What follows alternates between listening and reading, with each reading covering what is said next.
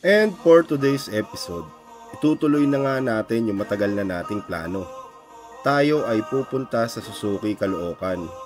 At doon ay maglalabas tayo ng ating makakatuwang sa buhay. Hindi lang pamasok, panggala, at susubukan din natin ito ipasok sa mga delivery app. Nang sa ganon, magkaroon tayo ng konting pagkakakitaan. At sana, sa darating na panahon, magkaroon tayo ng pop-up cafe. Kaya tara, mga chong mga chang, samahan nyo kami sa panibagong istorya ng aming buhay.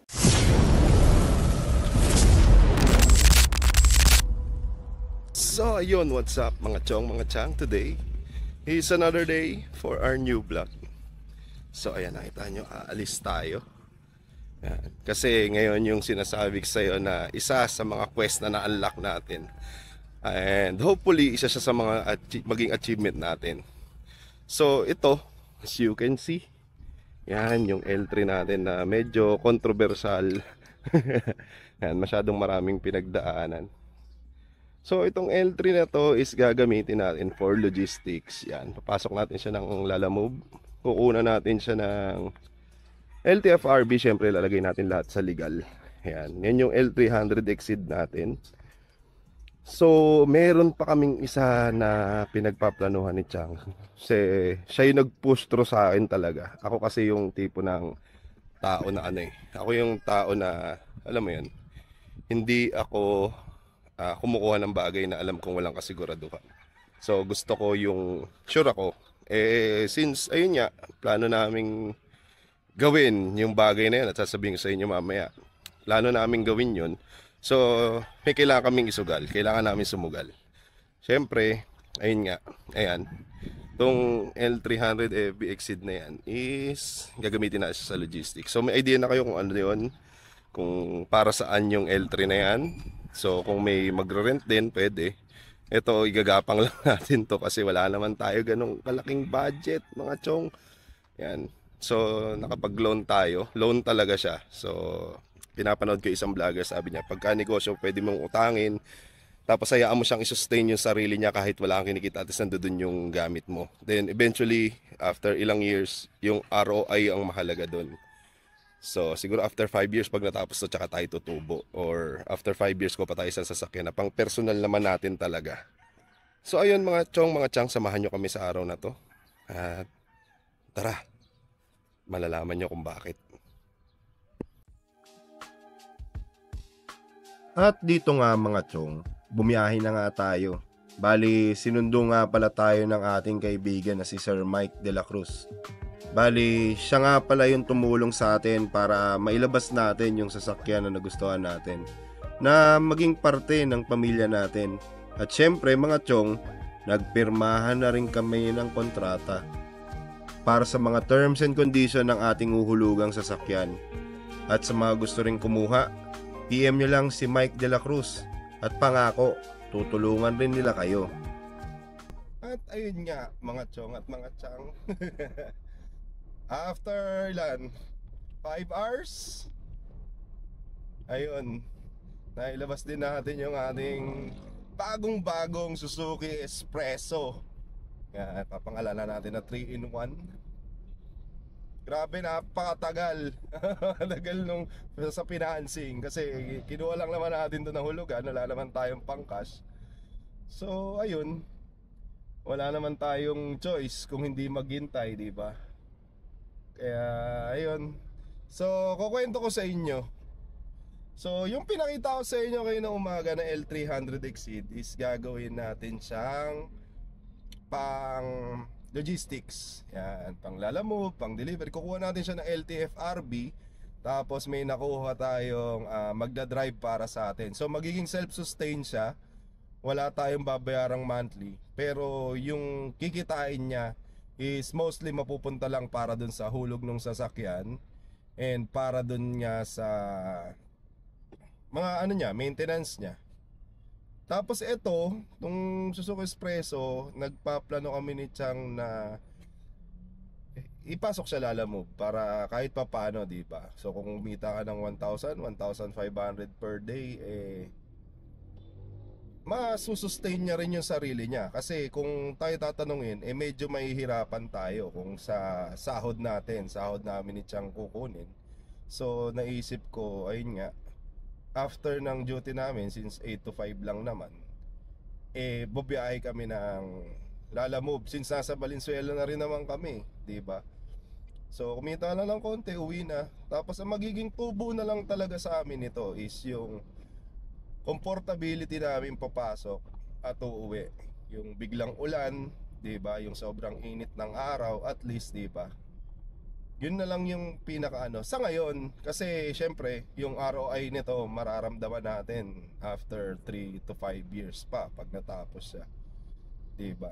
So hopefully matapos natin to, kasi hindi kasi ako yung tipo ng tao na alam mo yun, na kukuha ng isang bagay na hulugan na alam kong mahihirapan ako. Ayoko nung nahihirapan ako when it sa terms ng ng finances. Kasi mahirap na at pahirapin ko pa yung sarili ko. Di ba? Dahil ayan, nandiyan dyan si Chang, siya yung nag-push through, pinilit ako na kunin natin yan, kaya natin yan, pagtsagaan, pagtulungan, kung ano lang ang kayang gawin, gawin natin. So ayun naman, siya yung nagmo-motivate kasi ayoko naman talaga. Ayoko kumuha, pero ayun na, nandiyan na kami matatapos. Tapos na rin naman pala actually yung Dominar 400 UG natin. Natapos na siya this month. So makakaluwag ako dun sa hulog. Dadagdagan na lang ng konti para ma-sustain tong sasakyan. So naisip ko, tama rin naman si Chang na kaysa nahihirapan niyang pumasok at umuwi, tapos meron pa kaming magiging negosyo. Actually hindi ko siya i-focus sa Lalamove lang. Plano kong maggawa dito ng pop-up coffee, kaso ayun nga, medyo kailangan din ng budget para doon. Kasi alam mo yung bago kasi lahat, bago para sa amin lahat to. Talagang kuha lang tayo, biglaan, gano'n. Kaya ayun, sana hopefully nga na makaya, magawa, di ba? Mahaba naman, mahaba pa ang panahon. Saka hindi naman tayo tamad na tao para alam mo yun. Hindi naman tayo yung pumipirmi lang sa bahay, di ba? Gagawan mo ng paraan pagka nandyan na yan. So ayun, kaya sabi ko nga, di ba, dun sa last vlog namin, anuhin natin yan, na magkakaroon tayo ng ng tawag dito, bagong negosyo. Kaya ayun, yun lang. Yun lang yung yun yung sinasabi ko sa inyo last time na vlog, na may mga pagbabago. And hopefully yan makakaya namin. Ayun, yun lang.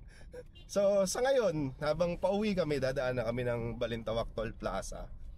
At kami magpapakabit na ng RFID kasi nasa north kami. Alam mo naman dito sa north, di ba? Parang kailangan mo lagi ng dumaan ng expressway kasi napaka-traffic kung babayin mo yung mga main roads dyan na hindi ka dadaan na expressway. Kaya tara, samahan nyo kami magpakabit. At ayun nga mga chong, natapos na tayo magpakabit ng RFID. Hindi ko na na-videoan, gawa ng napakwento tayo dahil nakisabay sa atin yung isang installer ng RFID. Yan, shoutout sa'yo, Kurt Russell. Ayan, shoutout sa'yo. Yan, napakasarap yung kwento namin. Tsaka nahihiya ako mang video pa ng ibang tao Yan, kaya ito si Chang, na face reveal bigla. Diba? Wala maliit yung sasakyan natin. Isakay ko to sa trunk, diba? Kaya yun. So ito, initial plan dito is, ayun nga, Lalamove. Then pinangalanan ko siyang 3-in-1 espresso. Kasi magiging tatlo yung purpose sa amin: pamasok, pamasyal, tsaka panghanap buhay. Yan. Pero as of now, siyempre unti-unti medyo mahina ang kalaban, wala tayong pondo. Ito talagang biglaan lang lahat ng pangyayari. Tinuloy namin to kasi plano nga namin is yung L3 na lang muna. Dahil nga maganda yung inoffer na dun sa L3 na magiging self-sustainable siya. okay lang kahit matiran lang tayo konting pang maintenance. Sa loob naman yung 3 years time hindi naman siya magiging sirain kasi brand new yun. Last November lang siya nakuha ng friend ko sa kasamaang palad, talagang hindi na nila kayang hulugan. At ayun, na kahit papano naman na nag-share na lang kami dun sa kulang na 3 months. So 50%, hindi halos 50% kasi lamang lang naman ako ng konti. Lamang sa akin, para dahil nga gusto ko lang din talaga ituloy at nangihinaya ako dun sa L3. So ayun mga chong mga chang, abangan nyo yung mga susunod na aming vlog. Ito yung sinasabi sa inyong pagbabago. Hindi naman tayo aalis sa pagmumotor, pero siguro mas magiging lamang yung sasakyan kasi gagamitin nga natin tong panglalamove. So yung mga biyahe natin, ido-documents natin lahat. Kung paano kumikita, subukan natin kung talo ba talaga or lugi or masusustain niya naman kahit yung panghulog lang. Kahit yung maintenance, sagutin na namin, wala namang problema kasi ginagamit din namin siya at magagamit talaga namin siya pang daily. Unless kung coding, yan, syempre hindi.